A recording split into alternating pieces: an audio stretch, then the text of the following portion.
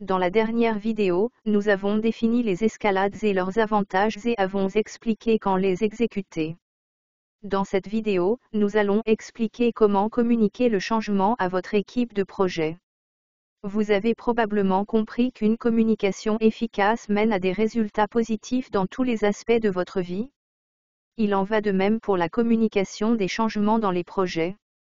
Communiquer les changements aux membres de l'équipe de projet et aux parties prenantes ne consiste pas seulement à maintenir à jour vos documents de suivi. Même les plus petits changements seront significatifs pour un membre de votre équipe et doivent être communiqués. Il est également vrai que vous devrez adapter vos tactiques de communication en fonction du sujet et du destinataire. En tant que chef de projet, vous souhaiterez parfois avoir une réunion avec toute votre équipe, tandis que d'autres fois, un email peut suffire. Personnellement, je préfère prendre un café rapide ou discuter dans le couloir avec mes coéquipiers, puis faire un suivi par email, en notant ce sur quoi nous nous sommes mis d'accord. Ceci est particulièrement utile lorsque vous avez besoin d'un accord rapide ou si le sujet est un peu sensible. Comment saurez-vous quelle tactique de communication est appropriée ? En fin de compte, vous devrez utiliser votre propre jugement, mais voici quelques façons de décider de la voie à suivre.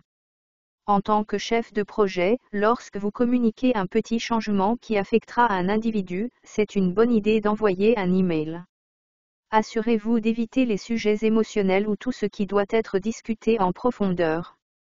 Prévenez-les simplement et fixez une heure de rendez-vous. Des réunions hebdomadaires peuvent ne pas être nécessaires, en particulier si votre ordre du jour est court.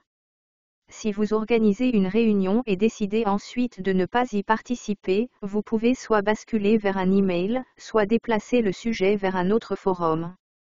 Lorsqu'il y a un grand changement au sein de votre projet qui affecte plus d'une personne et est susceptible de changer le budget, la date limite ou la portée du projet, vous voudrez probablement organiser une réunion d'équipe. Une tactique utile à garder à l'esprit lors de la navigation dans ces changements dans votre projet s'appelle un délai d'attente. Un temps mort signifie s'éloigner du projet pour reprendre son souffle, se regrouper et ajuster le plan de match. Un temps mort peut temporairement perturber votre élan, mais il peut être absolument nécessaire pour vous préparer au succès à long terme.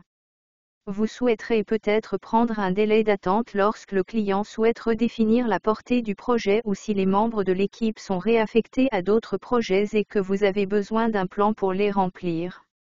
Ce délai d'attente est une chance pour l'équipe de projet d'évaluer les changements afin qu'ils puissent ajuster le plan selon les besoins.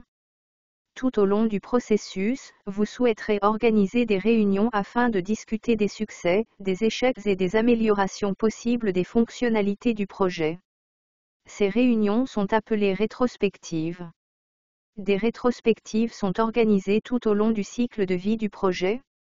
Une rétrospective se concentre sur l'identification des causes contributives d'un incident ou d'un schéma d'incident sans blâmer un individu. Lorsque vous effectuez une rétrospective, vous devez toujours supposer que tout le monde a de bonnes intentions et a fait ce qu'il fallait avec les informations dont il disposait, que cela ait bien fonctionné ou non. Il y a toujours une chance d'apprendre et de faire mieux.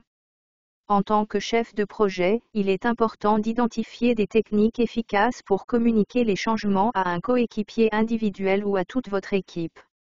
Vous en savez maintenant un peu plus sur la prise de temps mort et l'idée d'une rétrospective pour avoir des conversations productives sur les incidents qui surviennent au cours de votre projet, et nous en discuterons davantage vers la fin du cours.